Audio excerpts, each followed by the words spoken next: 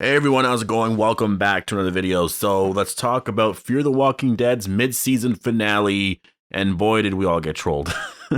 This was still a pretty good episode though. You know, we didn't get trolled by like Fear the Walking Dead. We didn't get trolled by any of that. I would say if anything, we got trolled by early reviewers and stuff. But tonight's episode was really great. It focused on Alicia, Charlie, Dakota, and this character that kind of reminds me of Ed Gein a little bit anyways. Like it's very Texas Chainsaw Massacre like anyways. I got those vibes and the music, the setting and stuff anyways. Before we go any further, I do have to warn you for spoilers for tonight's episode, and obviously if you are new here, as always, like I usually say, just make sure to be a subscriber if you do want more reviews and videos just like this. Next up is The Walking Dead World Beyond, and that was also a really great episode. There's a pretty surprising twist at the end that I really wasn't expecting. A part of it actually came to my mind. Like part of it I did think of, but there was a part of it that I just did not see that coming. So yeah, to get my review on that, I will be posting that as soon as the episode is over. So that will be coming out very soon. And then I'll obviously next Sunday is just The Walking Dead World Beyond. We have episode 9 and 10.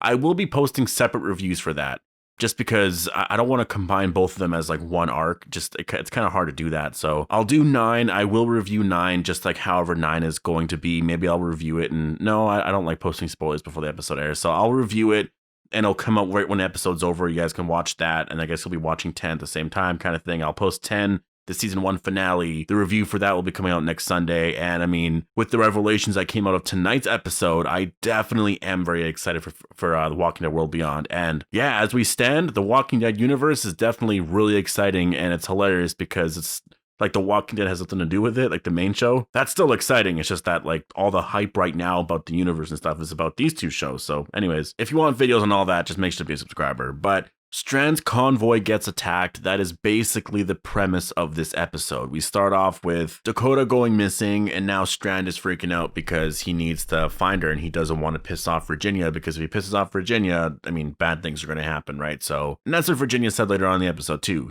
She said that, yeah, he was very smart to not tell me about that in the beginning, but this tells Strand to ask Alicia for help because, I mean, she's that one person that he can definitely trust with all this. And I will say, for Strand in this episode, I don't even know if I trust him anymore. And I think that's just how great the writing is this season, is I actually don't really trust Strand. I think in previous seasons, I overall did. Like, I got the point of his character, you know what I mean? Like, I could trust him, I can kind of see through him. This season, I don't. When he's promising Alicia that, like, you know, like the damage from the inside and stuff like that we planned, like this was a part of the plan. So if we can save her, this and that, like that will happen. It'll get done. I don't even really believe him. I don't believe Strand. And when Alicia just went along with it and trusted him, I just thought she was so dumb for doing that. Because really, like, this guy can easily fool anyone. He is such a great actor. I mean, both the Coleman Domingo and the character Victor Strand, he knows how to fool people easily. And it's just, that's what I felt the entire time. And that showdown that happens later on between Morgan, Alicia, and Strand, or Victor Strand, and Dakota, and all of them, I was on Alicia and Morgan's side. And in that scene, I thought that Strand was the villain. I know he's not.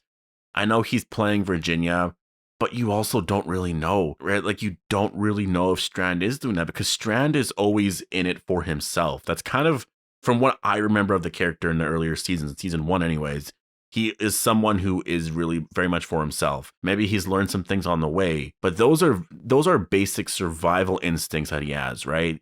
And I think in tonight's episode, it really shows. Like, you don't know which side Strand is on. You just don't know. I don't really know. I'm assuming he's on Alicia's side, our side, right?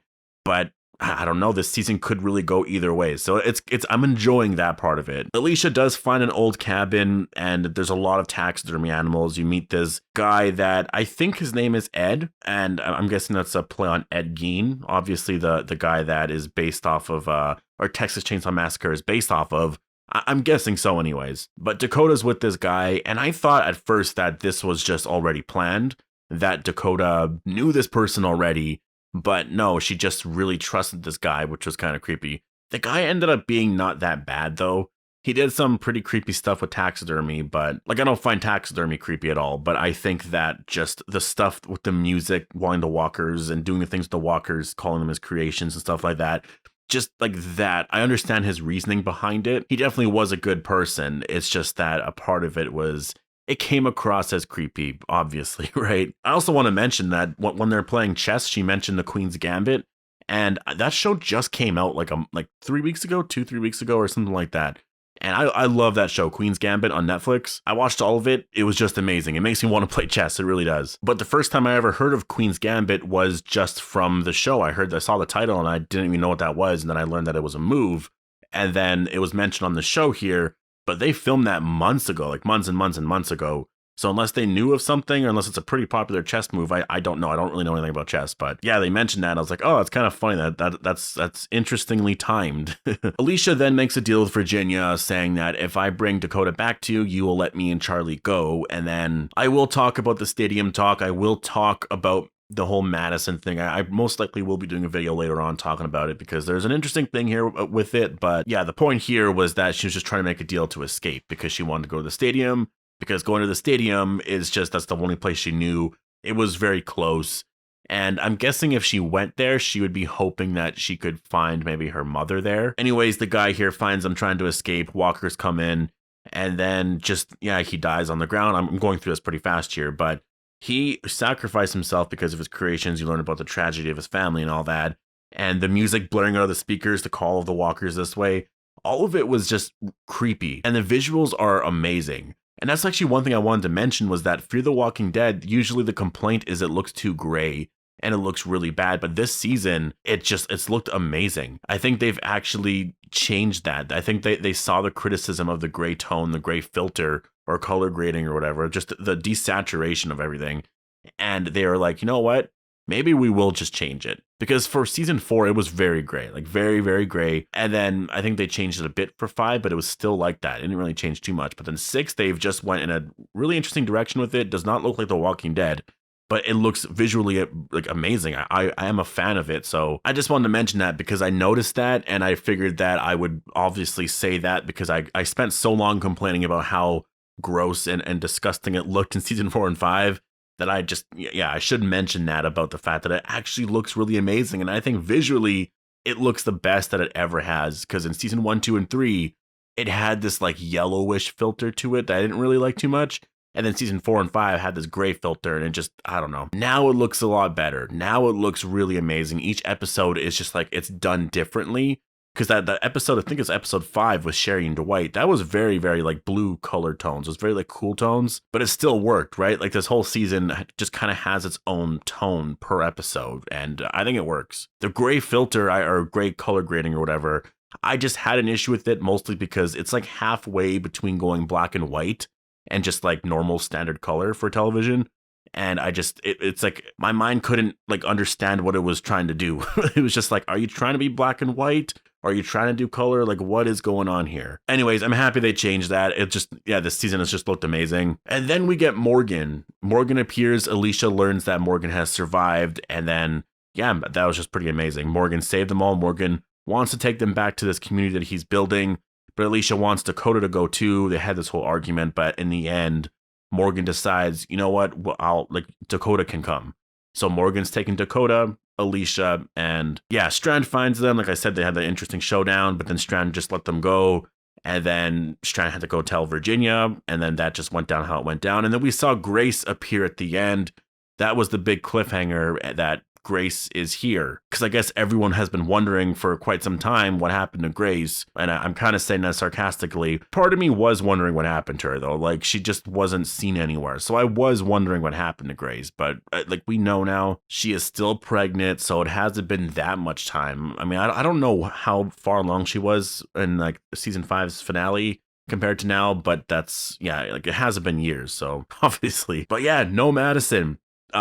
There was a mention about the baseball stadium, so I think that there is some hope potentially that she could return, but that's just a mention of a baseball stadium. It doesn't really say anything. And I will say that I actually did get my hopes up a little bit that Madison could return. I actually thought, I guess I got fooled. I thought that she was going to return because it seemed like it was a thing. It just seemed like all the early reviewers were posting stuff like with just Madison GIFs or GIFs, whatever, saying that there was stuff from season 4 that you were going to see. There was a returning character. I mean, the season 4 thing, I guess that was the stadium. Does that make sense? Because Grace, I don't think was a thing in season 4. And the returning character, yeah, is Grace, but you use a Madison gif and oh my God. I don't know. I got tricked. I'm sure some of you guys got tricked too, but I got my hopes up a little too much there. And I'm going to learn that in the future to just, when I see stuff like that, just be like, you know what? We'll see it when it happens. It just really seemed like it this time because it was an Alicia episode. There was a lot of things there.